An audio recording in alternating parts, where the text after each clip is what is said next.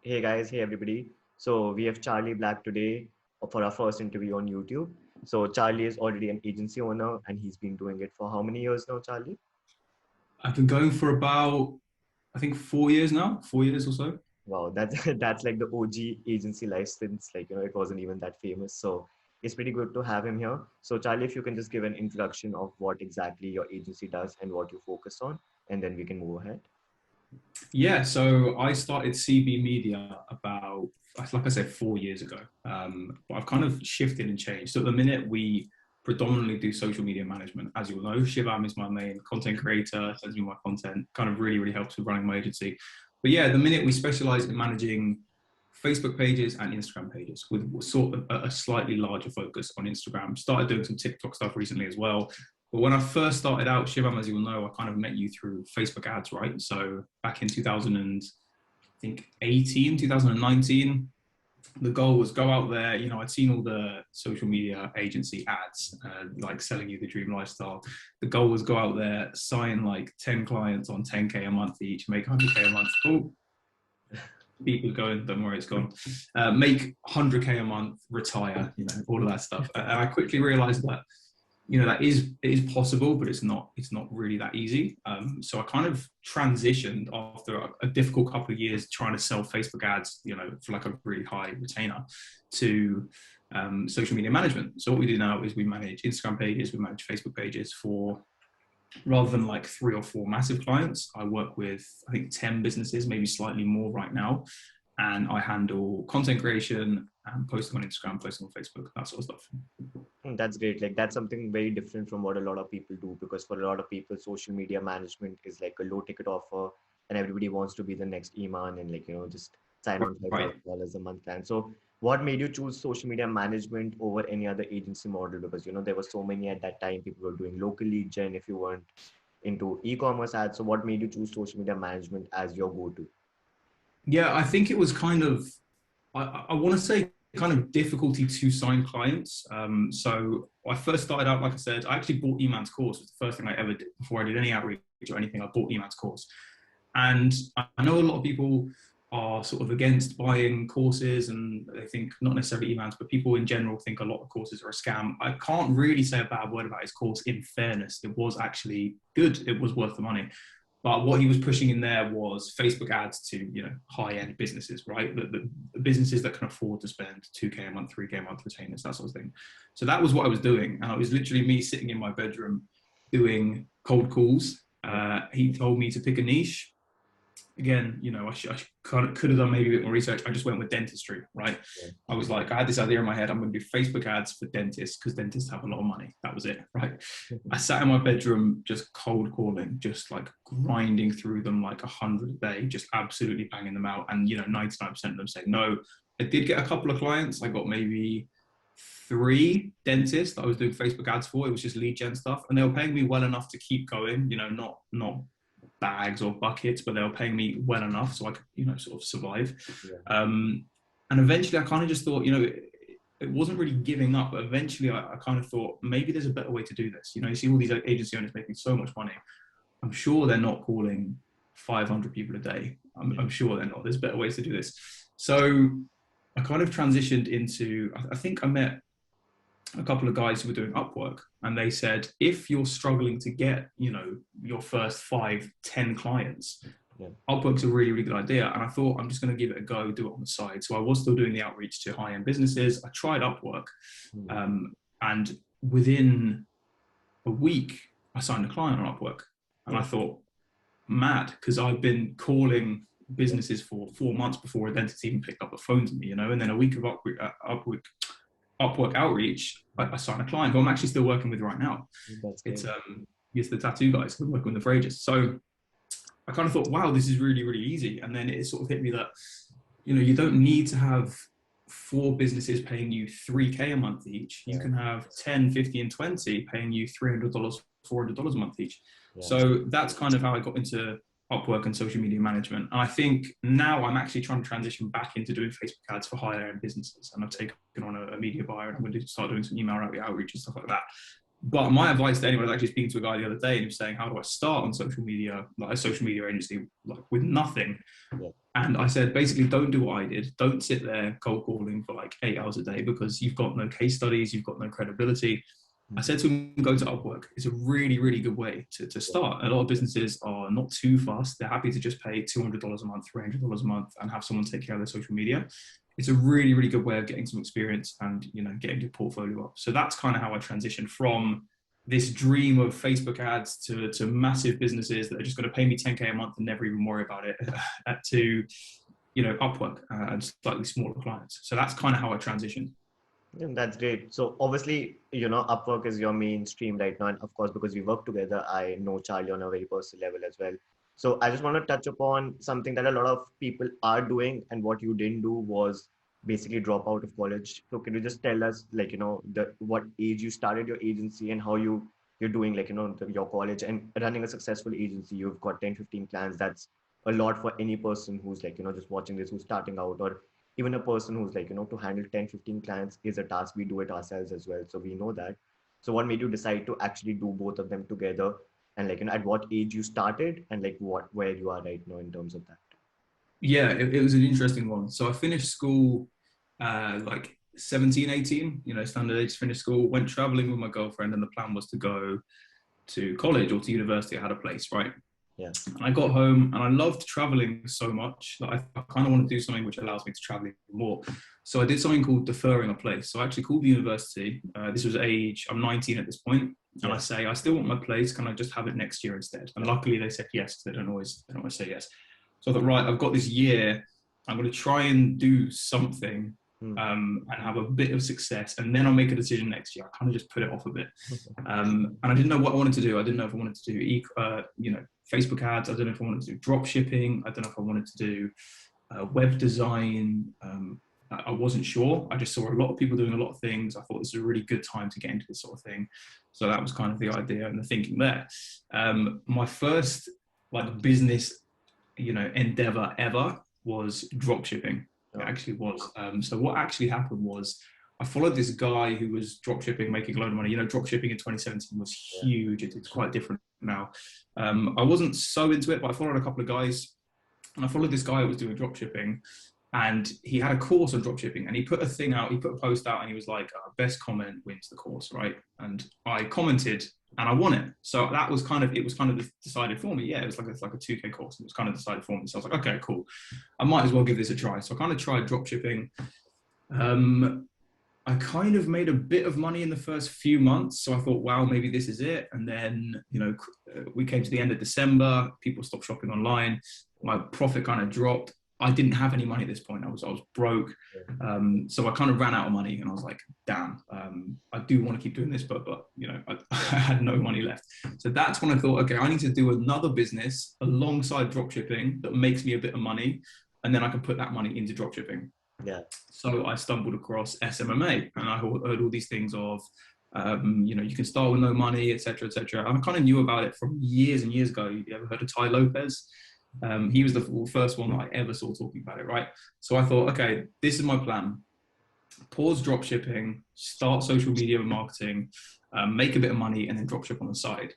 And it took me a while to get that first client, like I just said. And eventually I just decided to go all in on social media and just stop with drop shipping.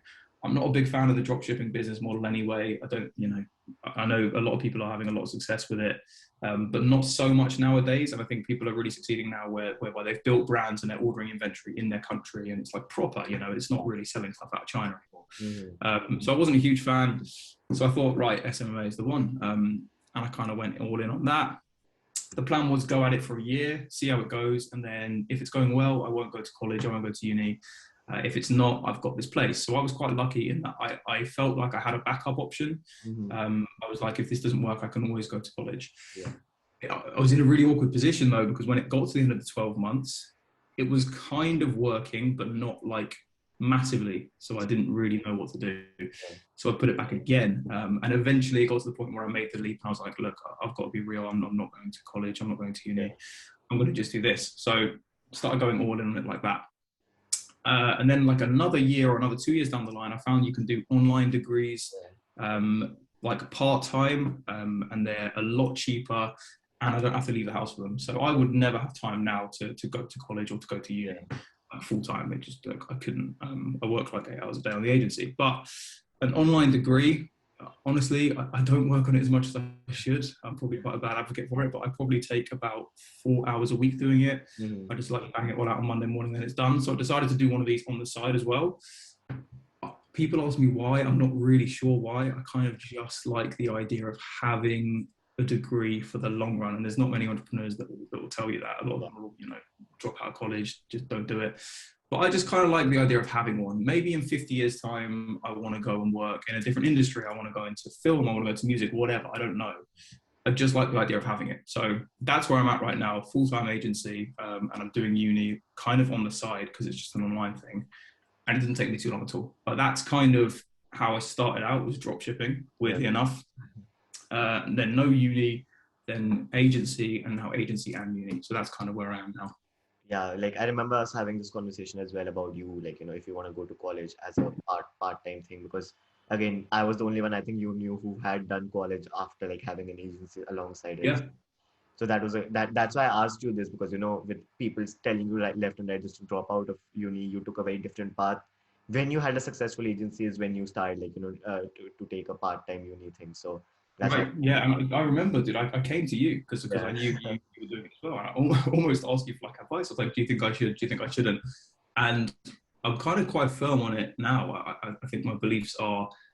I was speaking to a guy the other day that wants to, like I said, start an agency, and he's at uni, and he's like, I'm just going to drop out, and I'm just going to do it.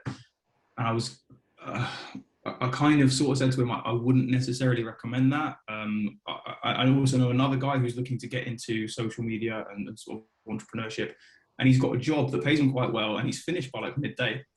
And he was kind of thinking, oh, do I just drop out the whole thing and just go all in? And my advice has always been no. Kind of Yeah. with a side hustle like an agency, the good thing is you can sort of build it up. You can come home from work and you can do 2-3 hours in the evening. And as long as you just keep chipping away and keep going at it consistently over time, eventually it can grow big enough that you can leave your job. Yeah. But usually when people come to me and say, should I quit uni? Yeah. Should I quit my job? My advice is usually no. I know it sounds quite underwhelming and it's a nice idea of like tell your boss to fuck himself and like run to the hills. But I don't know. It's not usually my advice. And I think there's an idea that it takes you too long and you can't do it alongside anything else. It's absolutely not true. You've gone to college. I do uni now. Easily, if you want it enough, you can put in enough time alongside a full-time job, alongside uni, alongside college, to get it to the point where you can just live purely off that. So it's quite an interesting topic, but that's kind of how I feel about it, I think.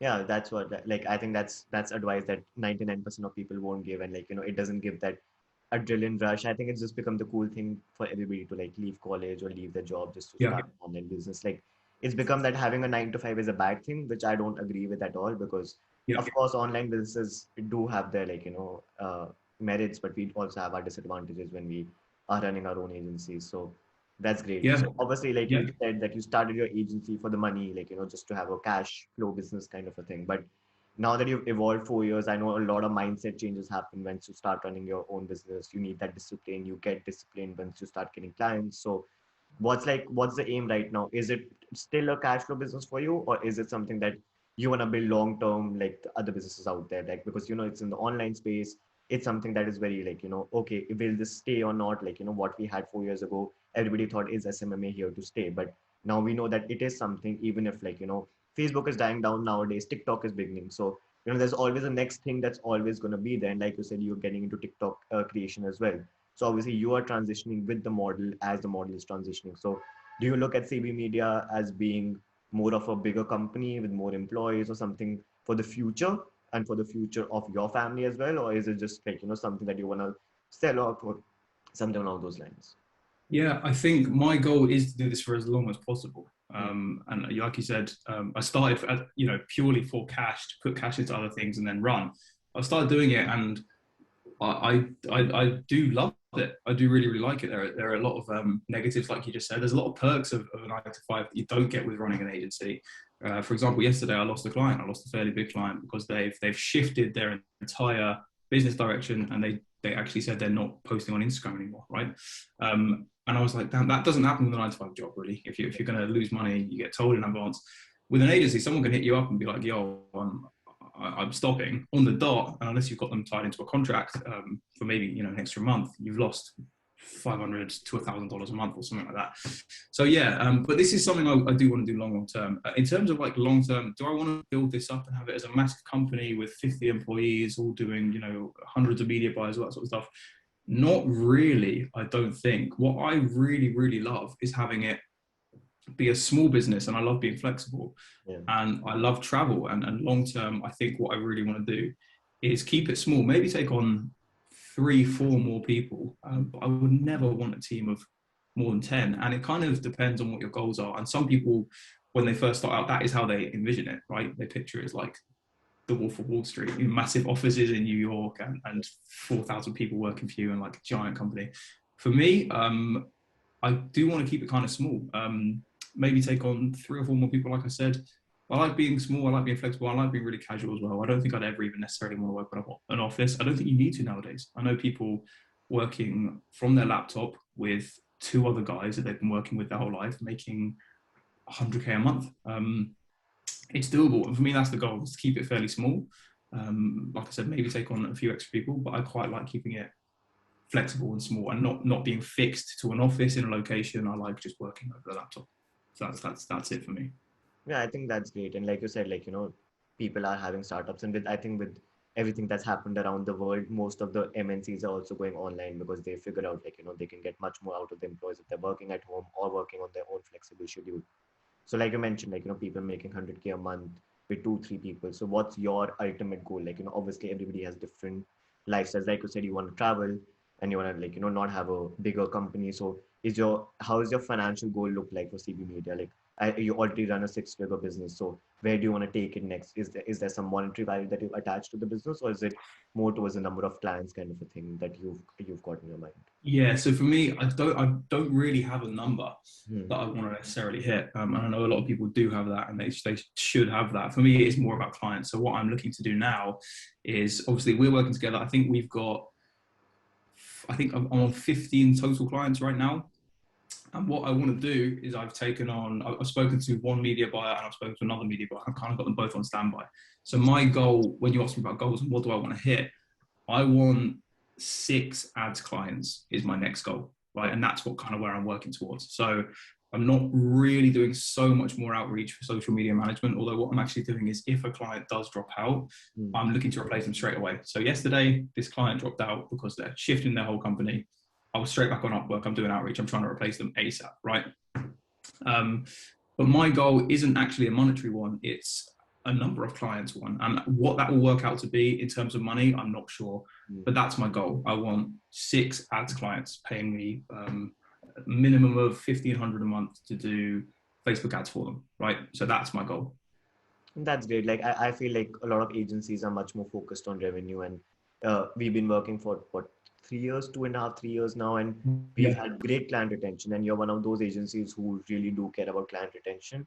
And I think that's something that new agency owners are not really, like, looking towards, because most of the people just say close a client and then see what happens, versus you've always been like you just said, you've talked to media buyers already, versus somebody else in the agency space would be, okay, let me close the client and then I look for a media buyer. So what made your mindset shift? Did you lose a client very early on because of bad results, and just doesn't agree with you, or is it just that that's how you've always been geared towards business, that you need to have everything set delivery wise, and that is when you'll actually start closing clients on it?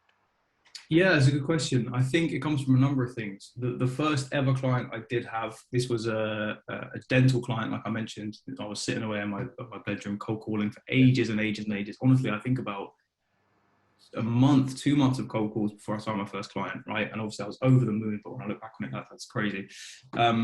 And fairly good, but I lost them because I had a media buyer who I was working with, and he did the results, and he was really cheap, and he was not very good, Yeah. and we lost them. So I've been sitting there like grinding for months and months and months with this client, and I think they stuck around for like 3 months, and then they left because they weren't seeing the money back.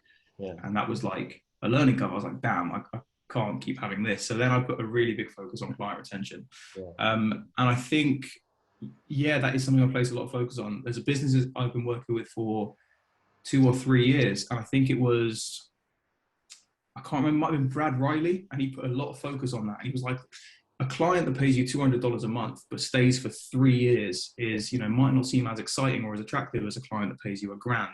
Yeah. But if they're gone after 2 months, it's not gonna be as good. And that kind of hit me. So a lot of people kind of turn their nose up at small clients and clients that don't pay you $2,000 a month. But I'm a big fan of clients that don't have a massive budget, and they just want to see some good results. So to increase retention, I'm quite on it in Slack. Obviously, I'm working every day. I'm quite, responsive on Slack. I send them a lot of responses. I try to really build relationships with people rather than just, post on their Instagram and never speak to them. I do quite like speaking to people. I've met some really, really good people through doing social media that, I've been working with for a long time. I probably consider my friends now. So yeah, I like building relationships, but I think it kind of did come from that first client. I've been grinding for months and they left after like 2-3 months. And I was like, damn, I can't keep having this happen. So for me, what really, really helps with retention is reports. Yeah. And just communicating. I know a lot of agency owners, again, someone I was actually speaking to quite recently asked me about this. He was like, I keep losing clients, they keep leaving. And I was like, well, how often do you speak to them? He's like, oh, I don't speak to them. I just post on their Instagram. I'm like, well, if you're not having conversations with people, if you're not asking them what they want to see, then, they're going to leave. And I think I can kind of tell when a client is considering leaving because they're not seeing results or whatever. And it's about being proactive, not reactive, right? If you think a client is being a bit off, if you can almost sense it in a message, you can always sense it by just their tone and their mood, hop on a call with them and be like, right, here's the ideas for the next 30 days. Here's what we want to do in the next year. What do you think? And usually that does really, really help. Yeah, because that's what always stood out to me. And I remember you telling me that when you went to London, one of your clients actually called you for like tea over at their house, and the actual, Yeah. so this was like an art brand, and they gave you like the art for Yeah. free. So how was that experience? Like, obviously running an online business, we often forget that it's actual people behind it. Like, we've been together for 3 years. We have never met. I'm based out Yeah. in India, you in the UK. If I ever come to UK, I think it would be a very different experience of us actually being face to face versus over Yeah. Zoom. So how was that? Like, actually, did that hit you that you were running an actual business, or like what was that point wherein you thought, oh my God, this is like, this is genuine, like I'm actually doing something kind of a thing? I think it was that. Again, he actually lived quite close to me. But that was one of the ones that really hit me as like it's a real person. And it sounds almost rude, but you do kind of forget because everyone just kind of becomes a number, and you're sitting there and you're doing your daily outreach and you're converting, your outreach into clients, and it goes into your, accounting spreadsheets and all that sort of stuff. And everyone just kind of becomes a number. But it's quite rare that you actually have a conversation with someone and meet up with someone. Although in honesty, I think I've got a good grip on it and a good understanding of that because I was such a noob when I was starting out. So when I used to do meetings, when I'm cold calling all these dentists, that's kind of where I started. Every single meeting I would land with a dentist on the phone, I would always do in person. Okay.